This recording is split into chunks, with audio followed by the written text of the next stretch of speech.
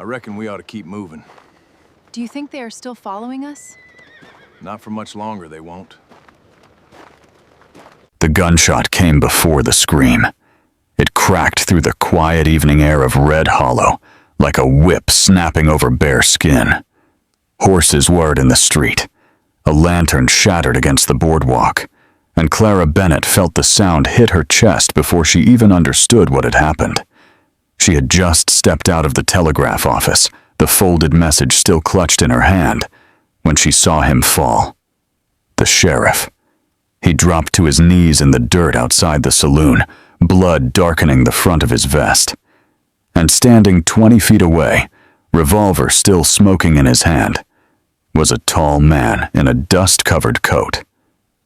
The stranger did not run. He stood there, calm as winter stone, while the town of Red Hollow froze around him. Clara's breath caught in her throat. She did not scream. She did not move. Her mind was sharp, clear, and cold. She knew that man. Not his name. Not his story. But she knew the look in his eyes. It was not the look of a murderer. It was the look of someone who had already lost too much. Wind swept down the main street, lifting dust into a slow swirl around his boots. He lowered the gun carefully, almost gently, and let it hang at his side. The sheriff coughed once, then lay still. Someone shouted. A woman began to cry. Men rushed forward but stopped short when the stranger finally spoke. He drew first, he said quietly. His voice was deep and steady, not defensive, not angry, just tired. Clara felt her heart pounding against her ribs. She had seen the sheriff's hand twitch toward his holster seconds before the shot. She had seen the flash of metal. She had seen who moved first. But no one else had been watching that closely. Yet they had all been watching the stranger. The stranger who rode into town 3 weeks ago and bought a small stretch of land by Dry Creek. The stranger who kept to himself. The stranger who never smiled. The stranger they whispered about. His name was Luke Callahan, 32 years old, broad shoulders, dark hair touched with sun streaks, a faint scar cut through his right eyebrow. His gray eyes looked like a storm that never quite broke. Clara had noticed him the first night he came into Martha Green's boarding house for supper. He sat alone at the far table, hat low, hands rough and steady. He ate slowly. He listened more than he spoke. When Martha introduced Clara as the new schoolteacher, he had nodded once. Nothing more. But she had felt it. The weight behind his silence. Now that silence wrapped around the whole town. Deputy Harris finally found his courage and stepped forward, hand shaking over his gun. "You're under arrest," he croaked. Luke looked at him, then at the sheriff's body, then back at Clara. Just for a second, their eyes locked. She did not know why her heart twisted the way it did. Maybe because she saw no fear in him, only resignation. He placed the revolver on the ground and raised his hands without a word. Red Hollow had not seen blood in 2 years, not since the railroad dispute, not since Clara's father died trying to keep peace between 2 greedy landowners who both claimed the same strip of prairie. She swallowed hard at the memory she had stayed in town after his death because leaving would have meant surrendering everything he stood for. She taught the children in the mornings. She handled telegraph messages in the afternoons. She kept her back straight when men spoke over her. She refused every offer of marriage that felt more like ownership than love. At 25, she had learned how to survive alone. But survival was lonely. As Luke was marched toward the jailhouse, a wagon rattled into town from the West Trail. Clara's stomach dropped. 3 riders followed behind it. Blue bandanas around their necks. The Iron Ridge Gang. They did not slow when they saw the crowd. They did not look surprised at the sheriff's body. They looked pleased. Their leader, a tall man with a cruel mouth and polished boots, tipped his hat toward Luke. "Well now," he called out smoothly, "looks like you beat me to it." A murmur rolled through the townsfolk. Clara felt something cold and sharp slide down her spine. Luke's jaw tightened, but he said nothing. The gang leader dismounted slowly and walked toward the fallen sheriff. He nudged the body with his boot, then glanced up at Deputy Harris. "Shame," he said softly. "We had business together." The words hung heavy. Business. Clara understood in that instant. The sheriff had been dirty. Luke had not shot an innocent man. He had shot a partner. The gang leader's eyes shifted toward Clara then. They lingered too long. "You must be the teacher," he said with a thin smile. "Heard about you." Her pulse quickened, but she did not step back. "Yes," she said evenly. He looked amused. "I do hope you're teaching useful lessons." Before she could answer, Luke's voice cut through the tension. "Leave her out of this." It was the first time she had heard heat in his tone. But the gang leader smirked. "Oh, I plan to." The wind shifted again, carrying the smell of iron and dust. Red Hollow stood on the edge of something dangerous. Clara felt it deep in her bones. And as Luke was locked behind iron bars, their eyes met once more through the narrow jail window. No fear, no apology, only a silent warning. The real storm had not even begun yet. The Iron Ridge gang did not leave town that night. That was the first sign something was wrong. They tied their horses outside the saloon like they owned the place. They drank slow. They laughed loud. And every now and then, their leader glanced toward the jailhouse at the end of the street, like a man waiting for something to ripen. Clara stood at the window of the boarding house, arms folded tight across her chest. The oil lamp beside her flickered, and throwing nervous shadows on the wall. Down below, she could see Deputy Harris pacing in front of the jail, sweat shining on his forehead, even though the air had turned cool.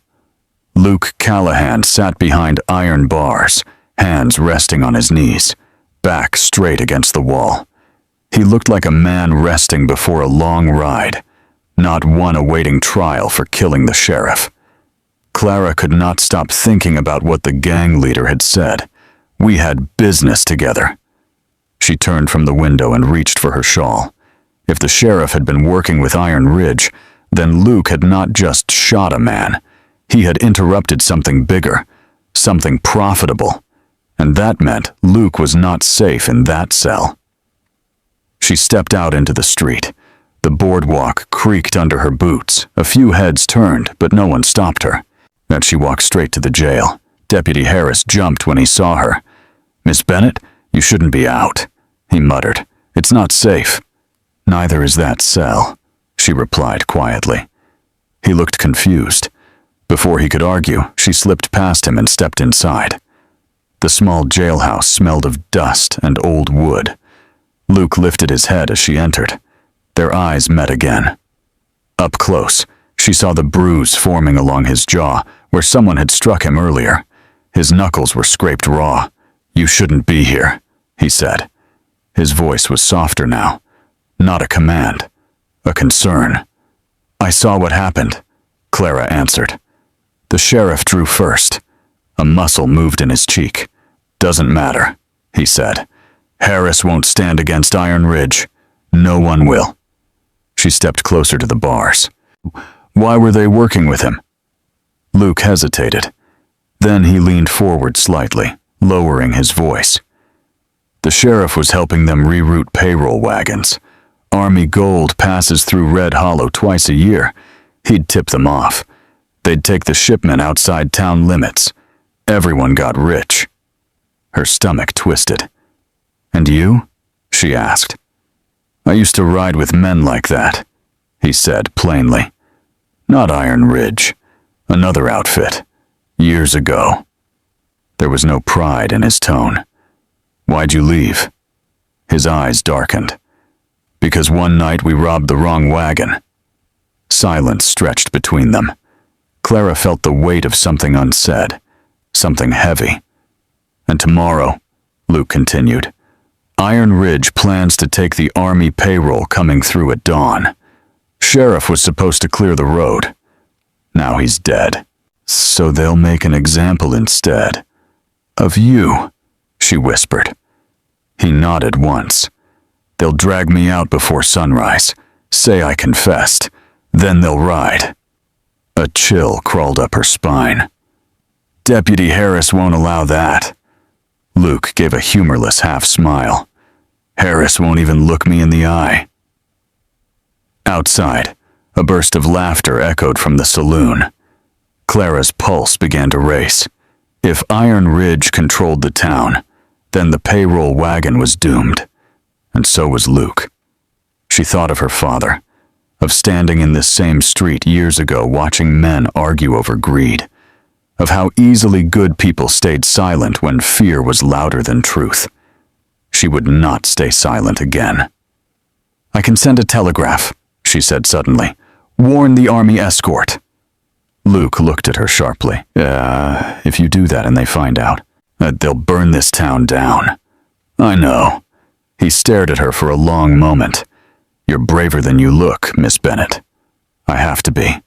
A shadow crossed the doorway. The gang leader stepped inside slowly, boots thudding against the floor. Well now, he drawled. Isn't this sweet? Clara's back stiffened. You're visiting the condemned man? She did not turn away from him. I'm speaking with a citizen of this town. He chuckled. He won't be a citizen much longer.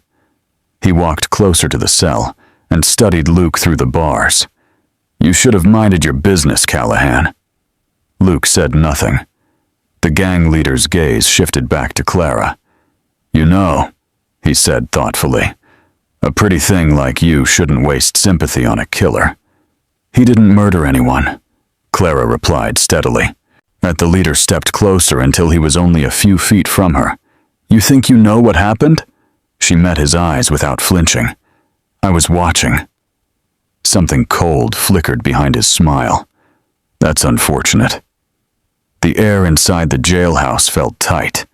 He turned to leave, then paused. Dawn comes early, he said lightly.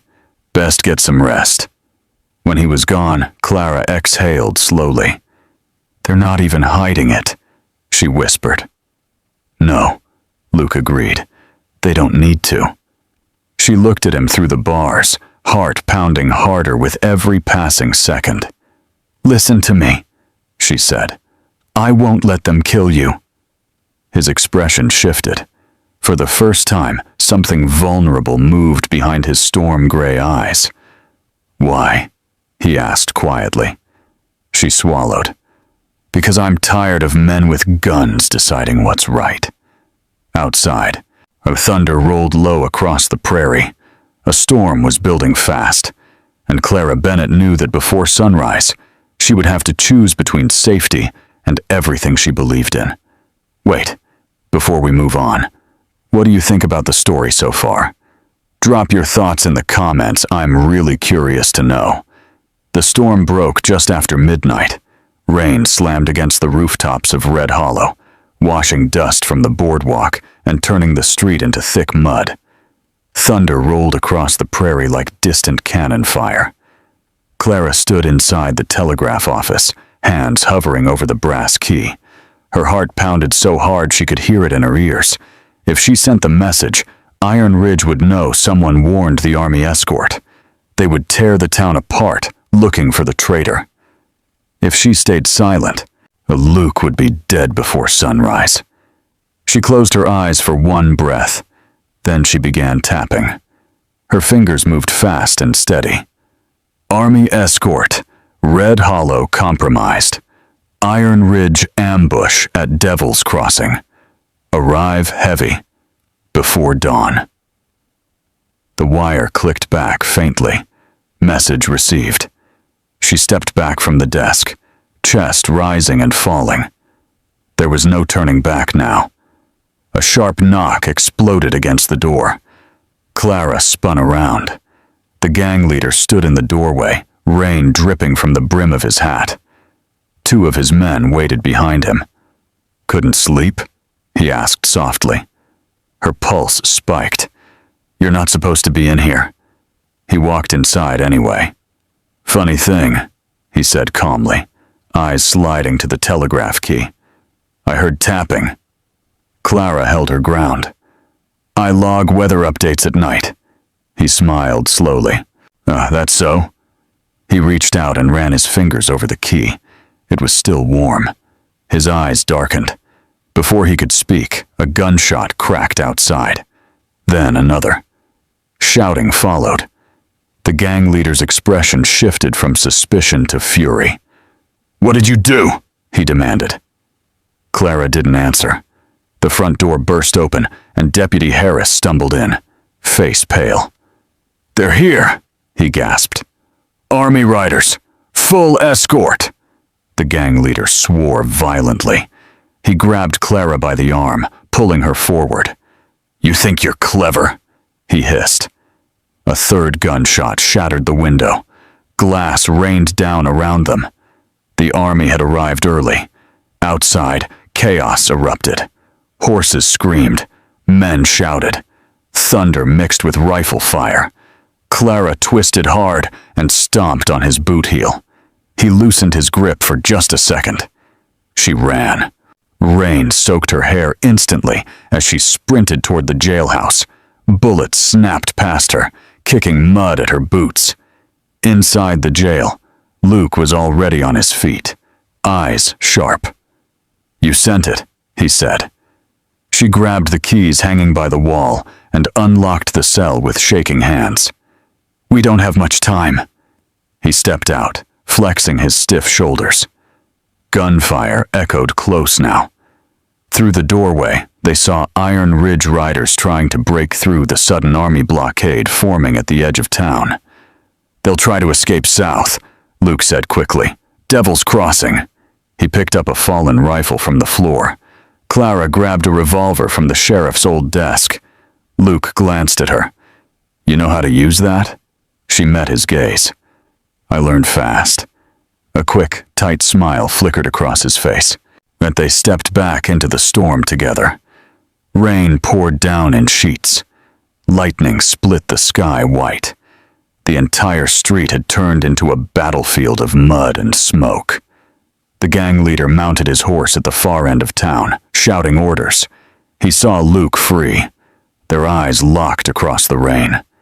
Hatred burned bright. The gang leader drew first. Luke fired back. Both shots cracked at the same time. The gang leader's hat flew off. Luke staggered as the bullet grazed his shoulder. Clara lifted the revolver with steady hands. She did not hesitate. She squeezed the trigger. The shot struck the gang leader's arm. His weapon dropped into the mud. Army riders charged forward, surrounding the remaining outlaws. Within minutes, it was over. Iron Ridge was disarmed, bound, and dragged into the mud. The storm began to fade as quickly as it had come. Luke stood in the middle of the street, rainwater running down his face, blood mixing with it at his shoulder. Clara walked toward him slowly. "You all right?" she asked. He looked down at the shallow wound, then back at her. "I've had worse." A weak laugh escaped her before she could stop it. The army captain approached, nodding respectfully. "You're the one who warned us," he said to Clara. She nodded. He looked at Luke. "And you must be the man who cleaned house." Luke shook his head slightly. She did. The captain gave Clara a long look. "Well," he said finally, "Red Hollow owes you." As the prisoners were hauled away and dawn began to rise over the prairie, the town slowly stepped out of hiding. People gathered in the muddy street, and they looked at Luke differently now. Not as a stranger, not as a killer, but as a man who stood when others hid. Clara felt the weight of exhaustion settle into her bones. Luke stepped closer, lowering his voice. You risked everything. So did you. Thunder rolled faintly in the distance one last time. He studied her face, rain droplets clinging to her lashes. I was planning to leave town, he admitted quietly. Didn't figure I belonged anywhere. Her chest tightened. And now? His jaw worked for a second. Now I'm thinking maybe I was just waiting for a reason to stay. Her heart skipped. He took one slow step closer, close enough that she could feel the warmth of him, even through the cold rain. You still a virgin? He whispered. The teasing edge in his voice cut through the heavy morning air. When she blinked in surprise, then saw the faint smirk tug at his mouth. Her cheeks flushed despite the cold. When it comes to trusting dangerous men, she replied softly, yes. His smirk faded into something deeper. Not for long, darling. But this time there was no arrogance in it, only promise. He reached out slowly. Clara Bennett, he said, voice rough but steady. I don't have much. Just a patch of land by Dry Creek and a bad reputation I'm working to fix. She swallowed.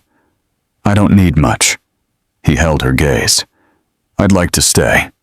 Build something honest, if you'll have me. The town watched in quiet expectation. Clara thought of her father, of the empty years, of standing alone against greed and fear. She thought of the way Luke had lowered his gun instead of running, and of the way he never blamed her for risking everything. She stepped forward and took his hand. Stay, she said simply. A slow breath left his chest. He tightened his grip gently. Then I choose you. The sun broke over the horizon, spilling gold light across the wet street of Red Hollow. The storm was gone. The danger had passed, and for the first time in a long while, Clara Bennett did not feel alone. Together they turned toward the rising light, toward Dry Creek, toward whatever future they would build with their own hands. Not because fate forced them, but because they chose it.